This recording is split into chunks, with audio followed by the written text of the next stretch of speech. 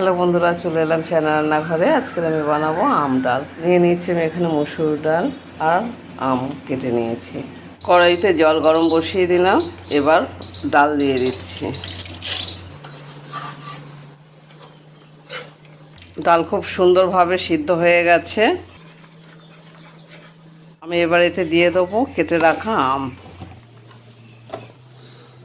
আম দিয়ে এবার ঢেকে রেখে দেবো। আম সিদ্ধ হয়ে এসছে, এবার এতে আমি দিয়ে দিচ্ছি স্বাদ মতো নুন আর হলুদ গুঁড়ো। এবার আমি ডালে দিয়ে দিচ্ছি জল। যতটা পাতলা করব ততটা পরিমাণ মতন জল দিয়ে দিলাম। আম ডাল একটু পাতলাই ভালো লাগে।